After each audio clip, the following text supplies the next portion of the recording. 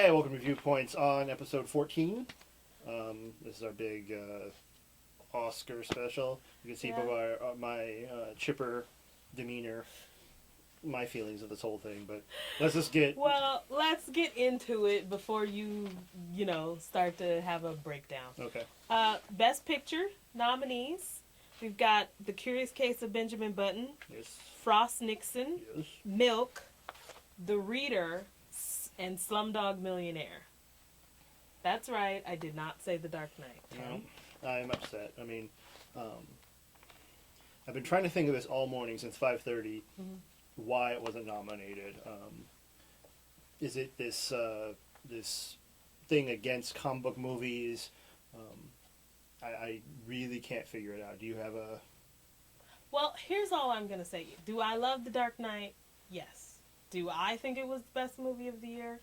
Yes. But, looking at this list of these movies, is there something, and don't say Slumdog Millionaire just because you didn't like it, but I'm saying think in the context of the Oscars, is there something you could really kick off of this list to make room for The Dark Knight? Yeah, The Reader.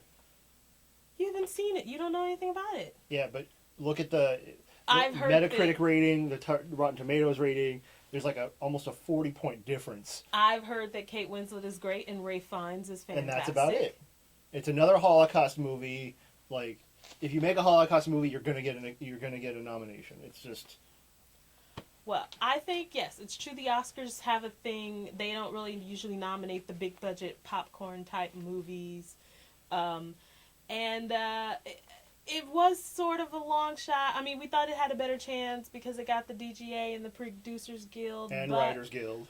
It was still sort of a long shot. And all the technical guilds. I don't know what to tell you. It didn't get nominated, but I think it's not as huge a snub as everybody's making out to. And here I think it is because if all the guilds nominated this movie, except for acting, that creates a block. If you think about it, it's this block of voters. Then you got to figure who is not in this block of voters that is in the Academy block of voters. And that's how you figure out. And I think it's older people that aren't members of the guild. So I'm talking like 65 plus that have been like long time members of the Academy that have this notion that a superhero movie, they probably didn't even bother to see it, you know? And, a big part of getting the nomination and winning the Oscar is just as much about the campaign as it is about the actual performance. Yeah, a lot of politics. And Kate Winslet won at the Golden Globes, and she had a great speech, and everybody was talking about her, and I'm sure that was a big boost for The Reader. But she won the Golden Globe for Best Supporting Actress for The Reader, right? That's true, and getting into it, the nominees for Best Actress, Anne Hathaway for Rachel Getting Married, Angelina Jolie, Changeling, Melissa Leo, Frozen River, Meryl Streep, Doubt, and Kate Winslet for The Reader. Yeah. Now, I hear that it actually is a lead actress performance, but at the Golden Globes, she was already up for Revolutionary Road, so they wanted her to go for supporting. I can understand that. I guess for the Oscars, out of the two performances, they feel this is the stronger one. I can fully understand that. Best Actor? You got Frank Langella for Frost Nixon, Sean Penn for Milk, Brad Pitt for The Curious Case of Benjamin Button, Richard Jenkins for The Visitor, which that was a good surprise for me, and Mickey Rourke for The Wrestler.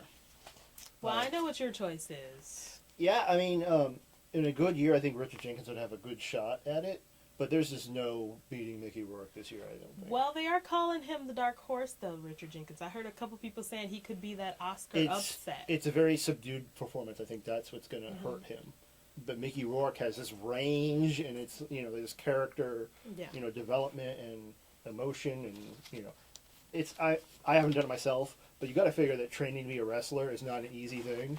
And for an actor, especially a 50-year-old actor, to do it. There's no wrestling experience. At all. And then to look in the, what he does in the ring.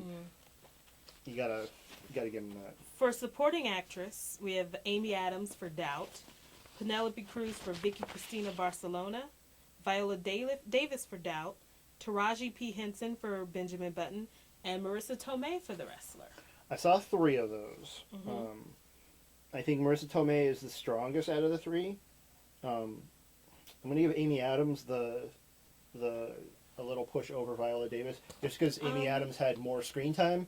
That's There was true. more character, and there was an arc. Yeah. Because Viola Davis just comes in and leaves. It's just like boom, boom. I tell you what, though, I've been hearing a lot about Viola Davis and also about Taraji P. Henson and Benjamin Button. She So could be the dark horse, and I she think could, yeah.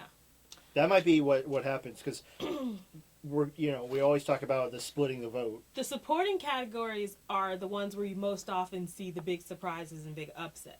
Yeah. So it could be Penelope Cruz for all we know.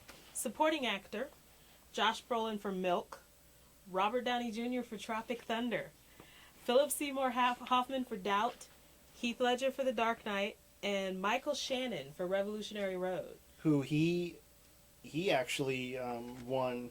I'm not going to go off. I think it's either the New York Film Critics Circle or the Satellite Award.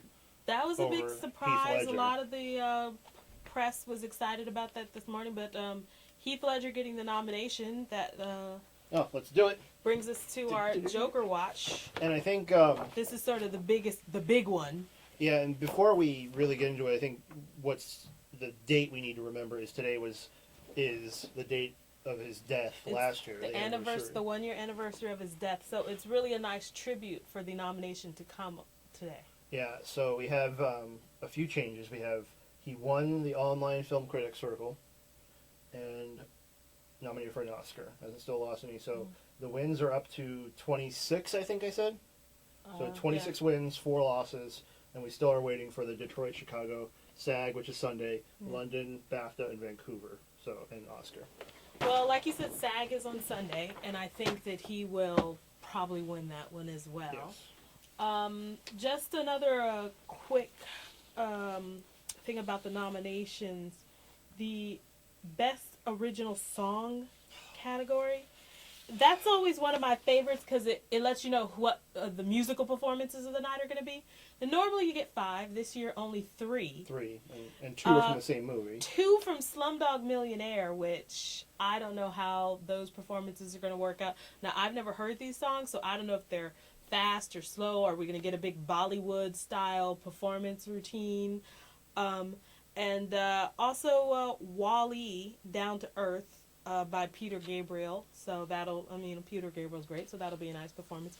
But I had a little list of all the songs that were eligible, and there was some really great songs on that list that could have made for a really fun evening. Yeah. Rock Me Sexy Jesus, Dracula's Lament from Forgetting Sarah Marshall, which could have been really fun. They could even nominate one of those High School Musical songs, and at least that would have been... Just to shake it. Yeah, right. And it just, it seems like they went for the safe choices. It's going to make it for a really sort of a I boring think show. my problem with it is I saw Slumdog Millionaire, and I can't tell you what those songs are.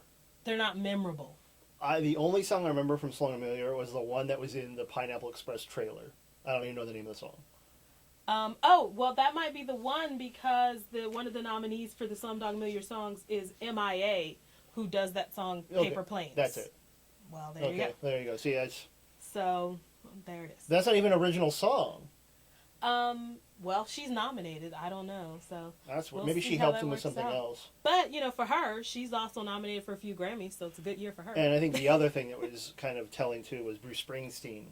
Right, from The Wrestler. Completely no, Bruce Springsteen. And I think, a good song is part of it, but I think where they put it in the movie plays another huge role in it. And they put that Springsteen song, it's a perfect place in The Wrestler.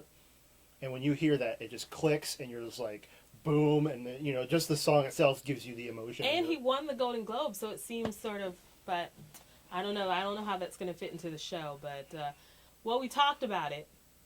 You're big. You're having a breakdown over the fact that Dark Knight was snubbed, and not just Dark Knight.